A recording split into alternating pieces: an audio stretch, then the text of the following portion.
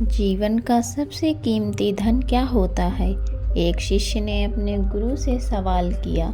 गुरु ने इसका उत्तर देते हुए जवाब दिया कि चाहे मेरे पास पैसे ना हो, चाहे रहने के लिए छत भी ना हो, चाहे कोई सुख सुविधाएं ना हो, लेकिन अगर मेरा शरीर स्वस्थ है तो मैं दुनिया का सबसे धनवान आदमी हूँ। शिष्य ने पूछा कि गुरुदेव, आपकी उम्र 100 साल के पार हो चुकी है और फिर भी आप इतने स्वस्थ हैं। आपकी बुद्धि बड़ी ही तीव्र है, आपका चेहरा भी सूर्य की तरह चमकता रहता है और वहीं पर आपके बदन से भी चंदन सी खुशबू आती है। शिष्य ने कहना जारी रखा कि गुरुदेव, मेरे मन में बहुत बार आया है कि मैं आपसे इसका रहस्य जानूं, लेकिन संकोचवश मैं आपसे पूछ नहीं पाता हूँ। कृपया करके आज मुझे वो साधारण से नियम बताने की कृपा करें जिनसे मैं भी आपकी तरह स्वस्थ और निरोगी रह सकूं। नियम अगर आसान होंगे गुरुदेव, तो उसका अनुसरण मेरे माता पिता भी कर पाएंगे, क्योंकि वो बूढ़े हो चुके हैं और वो बहुत जटिल प्रक्रिया अब नहीं कर पाएंगे। कृपया करके साधारण से तरीके बताएं ताकि कोई भी रोगग्रस्त आदमी उन नियमों का पालन कर सके।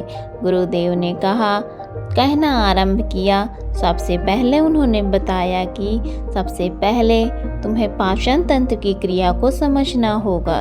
जो भी आयुर्वेद का विद्वान होता है वो ये जानता है कि अगर आपका पाचन तंत्र लगातार भोजन पचाने में लगा हुआ है तो स्वाभाविक है कि ऊर्जा की एक खास मात्रा आपके भोजन को पचा रही है। इसी कारण ज़्यादा भोजन करने के बावजूद आपका दिमाग और आपका शरीर अपने बेहतरीन स्तर पर काम नहीं कर पाता। तुमने देखा होगा कि भोजन करने के बाद जब पाचन प्रक्रिया शुरू होती है तो हर जानवर नीचे बैठ जाता है। वो बस बैठ जाते हैं क्योंकि दूसरी चीज़ों के लिए पर्याप्त ऊर्जा नहीं बचती है। चाहे वो मांसाहारी हो या शाकाहारी हो, हर जानवर खाने के बाद नीचे बैठ जाते हैं और ये इंसानों के लिए भी एक प्राकृतिक ज़रूरत है। खाने के बाद बैठ जाना चाहते हैं क्योंकि दूसरी चीज़ों के लिए पर्याप्त ऊर्जा नहीं होती। अगर आप अपनी पूरी क्षमता का इस्तेमाल करना चाहते हैं तो आप अपने शरीर को ऐसा बनाकर रखिए कि आप जो भी खाएं, जो कुछ भी खाएं, तो 1.5 से 2 घंटे के अंदर आपका पेट खाली हो जाना चाहिए। पेट खाली होने का मतलब पेट की थैली खाली होना, यानी कि जब भोजन आंत के दूसरे भागों में चला जाता है तब पेट खाली हो जाता है, क्योंकि आंत में प्रक्रिया बिल्कुल अलग होती है। वो पाचन होता है, वो ऊर्जा को ग्रहण करती है। आंतों द्वारा इस ऊर्जा को ग्रहण करने के लिए ज़्यादा ऊर्जा नहीं लगती है। ऊर्जा लगती है पाचन क्रिया में। जब खाना पेट की थैली में मौजूद हो तो बेहतर है कि आप अपनी गतिविधि को कम कर लें। अब अगर सोचिए, सारा दिन आपके पेट में खाना मौजूद रहेगा तो आप अपने जीवन की पूरी क्षमता कम कर लेंगे।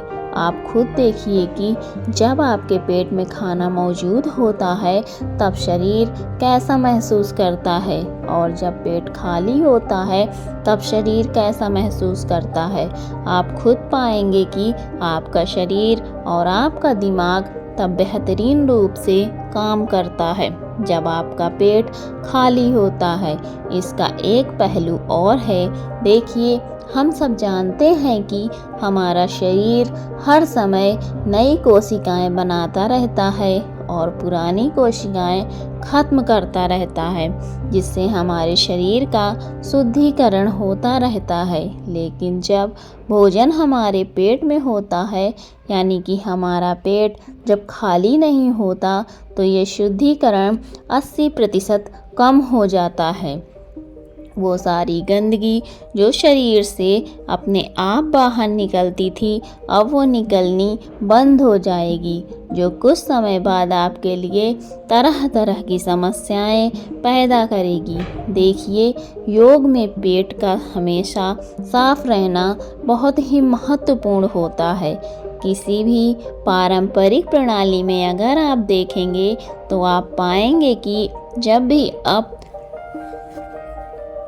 किसी आयुर्वेदिक डॉक्टर या किसी वैद्य के पास जाते हैं तो सबसे पहले वो आपके पेट की सफाई करते हैं, क्योंकि वो जानते हैं कि आपकी ज़्यादातर समस्या पेट साफ ना होने की वजह से ही है। सिर्फ एक दिन के लिए अपने पेट को पूरी तरह से साफ करने के बाद महसूस करें कि आपको कैसा महसूस होता है। आप अपने अंदर बहुत हल्का और सुंदर महसूस करेंगे। हर दिन आपको इसी तरह महसूस होना चाहिए। आमतौर पर पारंपरिक रूप से घी को पहले निवाले के रूप में खाया जाता है। घी एक चिकनाई वाला पदार्थ है जो पूरी आहार नली को चिकनाई देता है। आपको सबसे पहले इसे ही खाना चाहिए ताकि ये भोजन के प्रवाह को आसान बना दे। जब आप बहुत मसालेदार भोजन खाते हैं तो उसे खाने से पहले आपके भोजन मार्ग पर घी की परत चढ़ाना बहुत अच्छा होता है। घी का महत्व ये है कि ये आहार नली को साफ रखता है। तो जो व्यक्ति घी का उचित तरीके से सेवन करता है उसका पेट हमेशा साफ रहेगा, क्योंकि वहाँ कुछ नहीं चिपकता, वहाँ कुछ भी लंबे समय तक ठहर ही नहीं सकता। पेट का कैंसर, आंत का कैंसर आजकल ये बहुत ज़्यादा हो रहा है।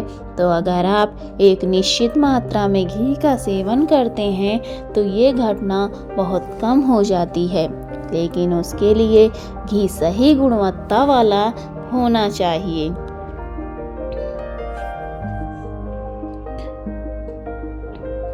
सही तरीके से गाय या भैंस के दूध से बनाया जाए। अगर घी को उचित तरीके से गाय या भैंस के दूध से बनाया जाए तो इसके कई महत्वपूर्ण फायदे होते हैं। शिष्य ने सवाल पूछा कि गुरुदेव, पाचन क्रिया कुछ समझ गया हूँ, लेकिन आप ये बताएं कि आपकी तरह सूर्य जैसा तेज पाने के लिए, चमकता हुआ चेहरा प्राप्त करने के लिए क्या प्रक्रिया अपनानी चाहिए। गुरु ने इसका उत्तर देते हुए कहना शुरू किया कि देखिए, आज के समय में बहुत सारे लोग सुबह उठते ही खाली पेट चाय पीते हैं। चमकता हुआ तेजस्वी मुख पाने के लिए हमें कुछ प्रक्रिया नहीं अपनानी है।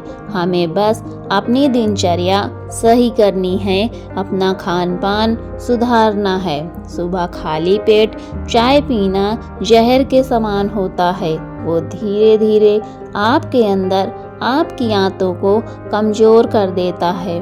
पेट में धीरे धीरे एसिडिटी होने लगती है और अपने आप मन और मस्तिष्क आपके सुस्त पड़ जाते हैं। सुबह उठते ही आपको तांबे, चांदी या मिट्टी के बर्तन में रखा हुआ पानी पीना चाहिए, लेकिन चांदी और मिट्टी की तासीर ठंडी होती है, इसलिए कफ, अस्थमा या दमा जैसे रोगी इसका उपयोग ना करें। रात में अपने चांदी, तांबे या मिट्टी के बर्तन में पानी रख दिया और सुबह खाली पेट बिना दातून किए हुए उसे पी लीजिए। शिष्य ने सवाल किया कि गुरुदेव, बिना दातून किए हुए अगर हम वो पानी पिएंगे तो हमारा बासी थूक हमारे अंदर ही चला जाएगा। गुरु ने उसे बताया कि वो तो अच्छी बात है, क्योंकि बासी थूक औषधि के समान होता है। गुरु ने चेतावनी दी कि देखिए, जिन लोगों को अल्सर, टीबी या निमोनिया है उन्हें खाली पेट पानी नहीं पीना है। तांबे के बर्तन में रात में रखे हुए पानी में उसके अर्क मिल जाते हैं। तांबे के गुण उस पानी में आ जाते हैं और वो तांबा हमारे शरीर में जाकर बहुत से लाभकारी फायदे करता है। गुरु ने चेतावनी दी कि अगर मजबूरी ना हो तो प्लास्टिक की बोतल में कभी पानी मत पीना, क्योंकि प्लास्टिक एक ऐसी संरचना होती है जब वो गर्म तापमान पर आता है तो प्लास्टिक धीरे धीरे पिघलना शुरू हो जाता है, और जब वो बहुत बारीक स्तर पर पिघलता है तो उसके कारण उस पानी में मिल जाते हैं, जो हमारे शरीर में जाकर कैंसर का कारण बन सकते हैं। देखिए, ये पानी पीने के बाद अपना पेट अच्छे से खाली करने के बाद आप आंवला और सब्जियों का रस पी सकते हैं। आपको पानी कुछ थोड़ा कड़वा लग सकता है, लेकिन जहाँ पर शरीर को इतने सारे फायदे हो रहे हों वहाँ पर थोड़ा कड़वापन तो बर्दाश्त किया जा सकता है। गुरु ने बताया कि ये भी सच्चाई है कि हर दिन एक जैसा खाना नहीं खाया जा सकता, तो जिस दिन तुम सब्जियों का जूस ना पी सको, आंवले का जूस ना पी सको, उस दिन आपको दही खाना चाहिए। दही बहुत ही बेहतरीन आयुर्वेदिक औषधि के रूप में इस्तेमाल हो सकता है।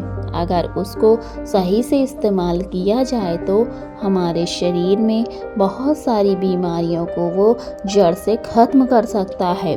दही की एक पर्याप्त मात्रा लेकर उसमें गुड़, शक्कर या मिश्री का मिश्रण जरूर मिलाएं, ताकि आपको वो दही खट्टा ना लगे। अगर दही में गुड़ मिलाते हैं तो बहुत ज़्यादा नया नहीं होना चाहिए। गुड़ जितना ज़्यादा पुराना होगा उतना ही लाभकारी होगा। और दही को थोड़ा सा पतला कर लें। पतला होने के बाद वो आसानी से हमारे शरीर में जा सकेगा और उसको पचने में भी ज़्यादा ऊर्जा शरीर को नहीं लगानी पड़ती। आयुर्वेद के हिसाब से अगर आप सुबह इन प्रक्रियाओं का पालन करते हैं तो आपके चेहरे का तेज बढ़ने लगेगा। जल्द ही लोग आपसे बोलना शुरू कर देंगे कि भाई, आपकी उम्र इतनी ज़्यादा हो गई है लेकिन आप लगते हो इतनी कम उम्र के। सन्यासी और मुनियों जैसा तेज पाने के लिए ध्यान और आयुर्वेद के नियम के हिसाब से खान पान, ये दो चीज़ें सबसे ज़्यादा ज़रूरी होती हैं। अगर आदमी इन नियमों का पालन करता है तो वो भी सन्यासियों जैसा तेजस्वी बन सकता है। शिष्य ने आखिरी प्रश्न किया कि गुरुदेव, मुझे ये दो नियम तो अच्छे से समझ में आ गए हैं। पहला नियम, अपने पेट को खाली रखेंगे तो हर बीमारी से मुक्त रहेंगे। दूसरा नियम कि हम अपने चेहरे पर ओज और तेज कैसे प्रकट कर सकते हैं। बस एक आखिरी समस्या का समाधान और करवाना है। मैं आपसे पूछना चाहता हूँ कि जैसे आदमी की उम्र बढ़ती है तो उसकी आँखों की और उसके दिमाग की क्षमता कम हो जाती है, तो उस क्षमता को बरकरार रखने के लिए किन नियमों का पालन करना चाहिए या फिर क्या खान पान अपने दैनिक जीवन में अपनाना चाहिए। गुरु ने खुद की तरफ इशारा करते हुए कहा कि जैसे जैसे उम्र बढ़ेगी वैसे वैसे बुद्धिमान होते जाओगे। बस मैं जो नियम बता रहा हूँ उसको ध्यान से सुन लो। अगर इनको सुन लोगे तो तुम्हारी सारी समस्याएं हल हो जाएंगी। सबसे पहले सफ़ेद कद्दू के औषधीय गुणों के बारे में जानो। आयुर्वेद के गणित के हिसाब से सफ़ेद कद्दू का जूस कैंसर को मिटाता है, साथ ही दिमाग की तीक्ष्णता को बढ़ाता है, तेज बारीक बुद्धि। लेकिन ये समझ लेना कि सफ़ेद कद्दू का जूस ठंडा होता है, इसलिए अस्थमा और जिनको सर्दी जल्दी पकड़ लेती है ऐसे लोगों को सफ़ेद कद्दू के जूस का सेवन नहीं करना चाहिए। दिमाग और आँखों को तेज करने के लिए जो अगला नुस्खा मैं बता रहा हूँ वो हर कोई कर सकता है, बल्कि हर किसी को करना चाहिए। 5 देसी बादाम की गिरी, जो छोटी वाली होती है क्योंकि वही देसी होती है, बड़ी वाली में इतने गुण नहीं होते हैं, इतना छोटी वाली गिरी में होते हैं।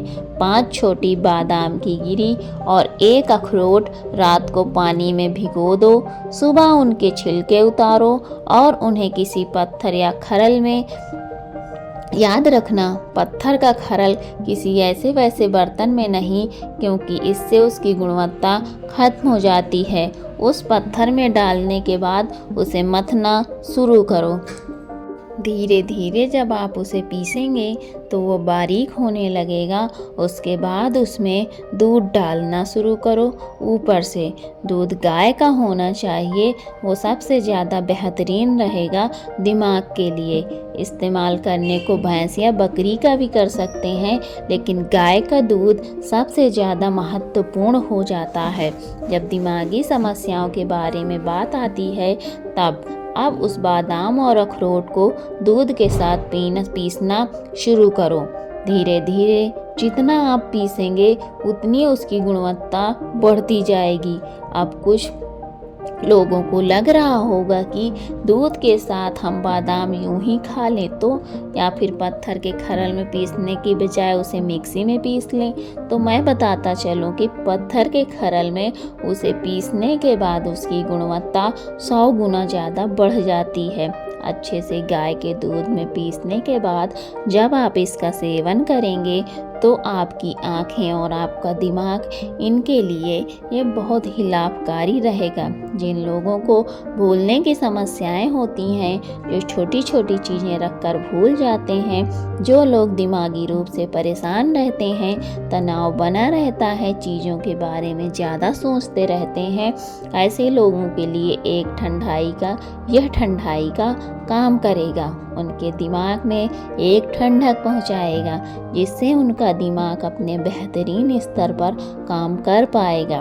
शिष्य ने ये नियम अच्छे से कंठस्थ कर लिए और उसके बाद घर जाने के लिए अपने गुरु से आज्ञा मानी। शिष्य अपने गुरु से आशीर्वाद लेकर अपने घर की तरफ प्रस्थान कर गया।